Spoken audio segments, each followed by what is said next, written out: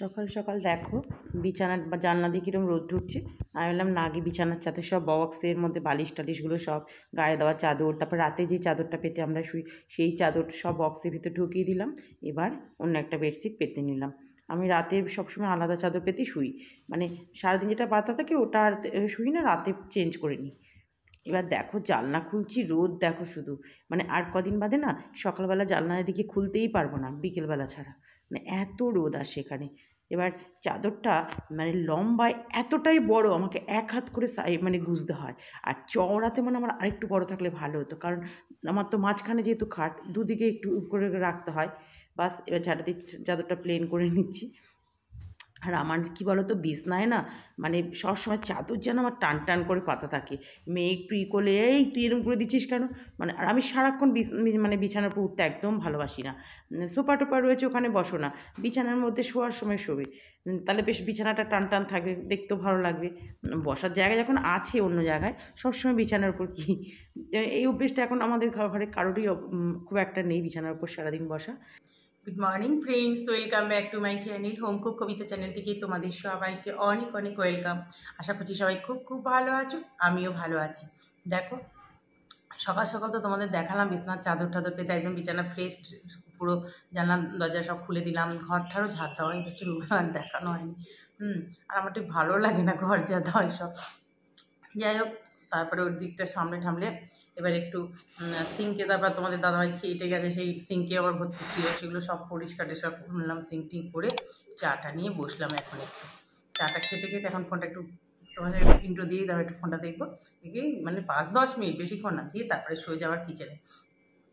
Tiffin কিছু তো একটা করতে হয়।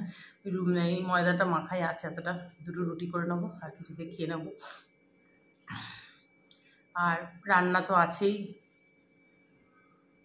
রান্না ছাড়া তো আমাদের জীবন নেই। সকাল থেকেই শুরু হয়, মানে ঘুম থেকে চোখটা খুলেই 5:30 বাজে, 5:30 বাজে চোখ। আজকে যখন ফার্স্ট অ্যালার্ম বাজার আগে চোখটা খুলে গেছে 5:27, মোবাইলটা পাশে থাকে, দেখছি 5:27। ভাবলাম বাবা, এর মধ্যে 5:27 উঠলে তো উঠতেই হবে। উঠেই গেলাম 5:30 বাজে। সেই থেকে তো চলছে, মানে এটা চলবে অনেকক্ষণ পর্যন্ত। সেই 2:30টার সময় গিয়ে মানে শেষ হবে, তখন গিয়ে একটু বেডরুমে বডিটা বেলবো। এক নাগারে চলতে থাকে তখন, ততক্ষণ পর্যন্ত, মানে এক নাগারে বলতে একটু ধরো এই বসলাম, একটু এই করলাম, রান্না করলাম টুকটাক, তাও এক হাতে সব কিছু করতে হয় তো, বুঝতেই পারছো, সব মোটামুটি সামলাতে হয়। এই যে এখন একটু সেকেন্ড রাউন্ড চা নিয়ে বসলাম, আর সব কিছু তো করতেই হবে বলো, এরই নাম হচ্ছে সংসার। তাহলে এখন চা খাই, তোমরা সঙ্গে থাকো, দেখতে থাকো।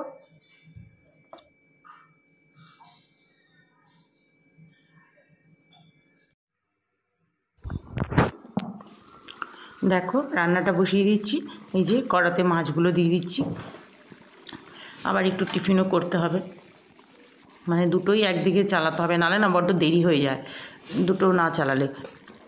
আর দুটো চালাতে অসুবিধা হয়, তবু করার কিছু নেই, এইভাবেই করতে হয়। আর এইভাবেই করে আমি অভ্যস্ত হয়ে গেছি। এই যে মাছগুলো একটু একটু করে সরিয়ে দিচ্ছি, নাহলে তো এক জায়গায় জড়ো হয়ে গেছে।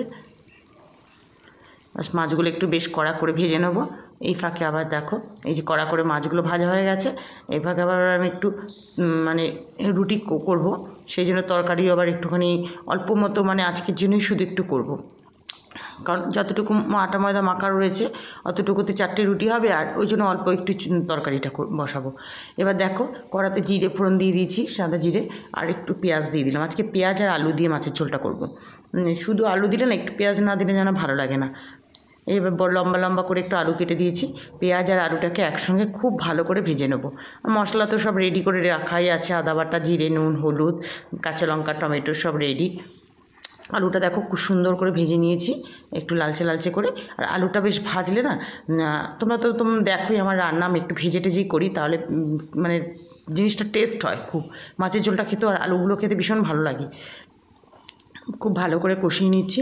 আর তুমি যদি জিনিস মানে যে কোনো তরকারি বলো, মাছের ঝোল না ভেজে ভালো করে রান্না করো না, একদমই ভালো লাগে না খুব একটা। এই দেখো বাটি চচ্চড়ি বসিয়ে দিয়েছি, ছোট্ট একটা চায়ের বাটিতে দুটো আলু কেটে, একটু নুন, হলুদ, একটু তেল, সবাই তো জানো, কাঁচা লঙ্কা না, আর একটু টমেটো দিয়ে দিয়েছি, আর একটু চিনি। আর নামানোর, যেহেতু রুটি খাওয়ার তরকারি একটু চিনি তো দিতেই হবে, আর নামানোর আগে একটু ধনেপাতা দিয়ে দেবো। তরকারিটা মানে মেয়ে তো বাটি চচ্চড়ি ও তো মানে বুঝতে পারছে না বাটি চচ্চড়ি যখন খেয়েছে ওর নাকি খুব ভালো লেগেছে। ও আবার আমি তো ভয়েস ওভারটা তোমাদের পরে দিচ্ছি, রাতে যখন ওর পাপা অফিস থেকে এসে বাবাকে বলছে আজকে জানো মামি একটা বাটি চচ্চড়ি করেছে, খেতে কিন্তু খারাপ হয়নি, বেশ ভালোই লাগছিলো। আর না যা ওর যখন ভালো লেগেছে ঠিক আছে। এই যে দেখো মশলা কষানো হয়ে গেছে, জল দিয়ে দিলাম, এবার মাছগুলো দিয়ে দিলাম। আর এইরকম ঝোল করলে না মাছগুলো বেশ কড়া করে ভাজতে হয়, তাহলে খেতে খুব ভালো লাগে। আর রাতে তো বেশি ভালো লাগে যখন ওটা মাইক্রোওভেনে গরম করে নিই, বেশ গরম থাকে। এই দেখো যাকে এবার মাছের ঝোলের মতো ফুটুক। পাতলা পাতলা একদম রুটি। আর এই রুটিটা তো খেতে মেয়ে ভালোবাসে, ওই জন্য ওকে দুটো দিলাম। আর আলুর বাটি চচ্চড়ি করে নিলাম একটা ছোট্ট বাটিতে, চায় বাটিতে, দেখলে তোমরা ছোটো বাটিতে করে নিলাম। শর্টকাটে হয়ে যায়, এটা খেতে কিন্তু বেশ ভালো লাগে। একটু টমেটো দিয়ে দিয়েছি, ধনেপাতা, কাঁচা লঙ্কা সবই দেওয়া আছে। এটা মেয়ে খাবে, আমারটা ওখানে রাখা আছে, আমিও এখানে খাবো।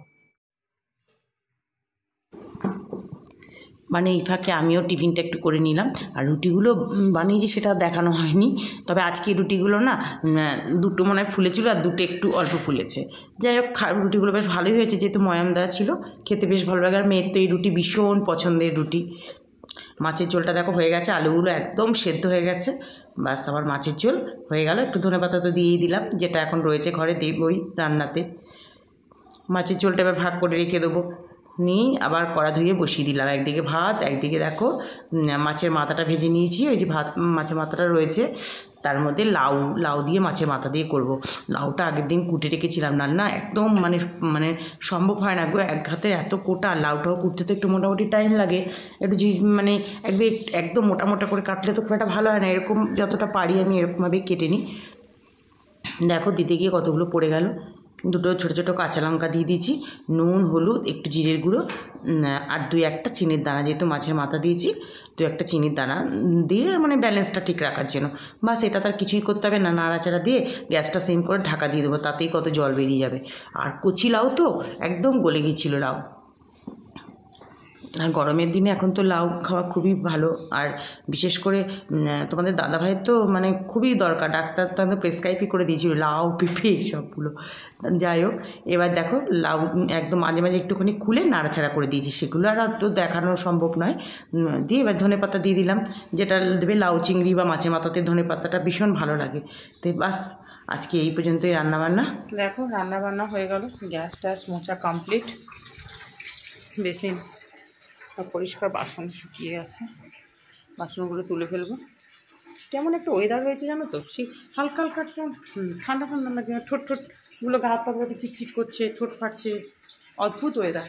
কদিন আগেই, কালকে কিন্তু সারা রাত্রি পাখা চালাতে হয়নি, হালকা হালকা ঠান্ডা ঠান্ডা একটা ওয়েদার ছিল, পাতলা চাদর গায়ে দিয়েছিলাম। আর কদিন আগেই আবার পাখা ছাড়া চলতে পারছিলাম না, কী অদ্ভুত ওয়েদার। দেখো আমার পুজো দেওয়া হয়ে গেল, আজকে মঙ্গলবারে এই যে ঘট পাততে হয়। আজকে 3টে জবা ফুটেছে, বজরংবলীকে একটা দিলাম, মা আদ্দামার ঘটে একটা দিলাম, আর আদ্দামাকে একটা দিয়েছি। এই কয়েকটা তাও টগর ঠাকুর ফুটেছে। দেখো পুজো দিয়ে এসে একেবারে গাছে একটু একটু জল দিলাম, অল্প কয়েকটা গাছে। তারপর তোমার জামা কাপড় সব নিয়ে এসে বারান্দায় দিয়ে দিলাম, সব শুকিয়ে গেছে, একটু একটু ভেজা বারান্দায়, আর রোদে রেখে লাভ নেই, যা রোদের তেজ দেখেছো কীরকম রোদের তেজ। এই যে খেতে বসে গেলাম, কালকে পুঁই পিটুলি ছিল ওইগুলো একটু গরম করে নিচ্ছিলাম, আর মাছের মাথা দিয়ে লাউ, মাছের ঝোল, চাটনি পাঁপড় যা ছিল নিয়ে নিয়েছি, চাটনি আর একটু আছে, পাঁপড় সব নিয়ে নিলাম। দুজনে এখন খেতে বসে যাই। গুড ইভিনিং ফ্রেন্ডস, ঠিক সময় তোমাদের কাছে চলে এসেছি। আজকে 6:10 বাজে, আজকে 6টার মধ্যে সন্ধে টন্ধে দেওয়া হয়ে গেছে। তারপর সারা দুপুর তো একটু শুইনি, একটুকু না, এই কাজ করছি ওই কাজ করি, টুকটাক ঘরে সংসার এটা ওটা যা হয় করে যাচ্ছি। তারপরে একটু মোবাইলেও একটু কাজ ছিল, সেগুলোও করলাম। তারপরে তো সন্ধ্যে জল ঠাল ভরলাম, সন্ধ্যেই হয়ে গেল, জামা কাপড় কিছু কিছু শুকিয়েছে, সেগুলো মানে ওই তখন বললাম না বারান্দায় এনে রেখে দিয়েছি। তারপরে মোটামুটি সব শুকিয়ে গেছে, দুটো মনে জিনিস রয়েছে বারান্দায়, সব শুকিয়ে গেছে, সব ভাঁজ টাজ করে রেখে দিলাম। আর আজকে অল্পই ছিল। তারপর চা বসালাম, চা করলাম, এই যে চা করে এবার দুধটা বসিয়ে এসেছি, চাল ঠালগুলো মানে ভাত যেটা বসাবো সেটাও ধুয়ে রেডি করে এসেছি, এখন চা খাবো।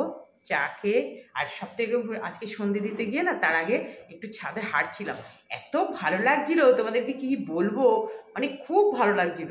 মনে হচ্ছে কি সেই গরমে যেরকম আগের বছর হাঁটছিলাম আজ এবার থেকে একটু হাঁটতে হবে।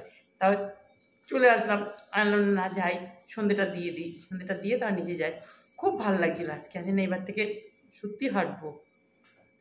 আর মানে কি বলতো, মনটাও বেশ ভালো লাগে জানো তো, বেশ ফাঁকা জায়গায় একটু হাঁটতে। দুধটা আমি দেখলাম যে না আমি তো সিম করে দিয়েছি, তাও বাবা বলা তো যায় না, দুধ বলে কথা তাই না। দুধ ডাল ভাত এগুলো তো সামনে যখন থাকে প্রত্যেক দিন। এখন সকালবেলা কী হচ্ছে বলো তো, তোমাদের দাদাভাইয়ের জন্য যখন মানে রান্না বসাচ্ছি এত ঘুম ঘুম পায় না, ভালো লাগে না কি মানে অত সকালে উঠতে তার ঘুমোতে ঘুমোতে তোমাদের রাতই হয়ে যায়, অভ্যেস হয়ে গেছে না তো।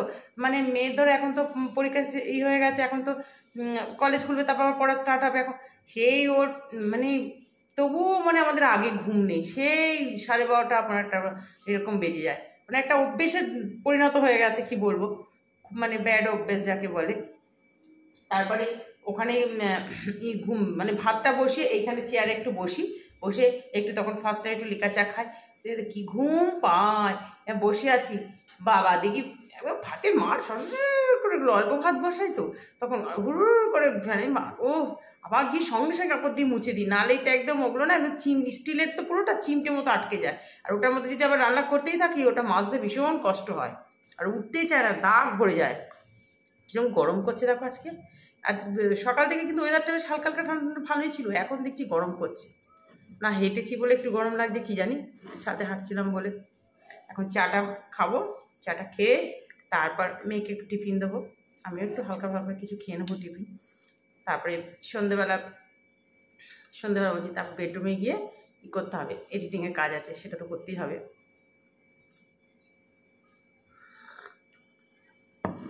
মোটামুটি 8:30 পৌনে 9টা নাগাদ আবার কিচেনে আসবো, এসে তোমার দাদাভাই তখন এসে যায়। তারপরের দিন কালকে সকালে অফিসে যেটা নিয়ে যাবে সেটা কেটে কুটে ধুয়ে, এটা আমার রোজকার ডেলি রুটিন তোমরা জানোই। শুধু বৃহস্পতিবার পুরোটাই কেটে রেখে দিই, নাহলে তো দেরি হয়ে যায়, পুজো দিতে দিতে অনেকটা টাইম লেগে যায়।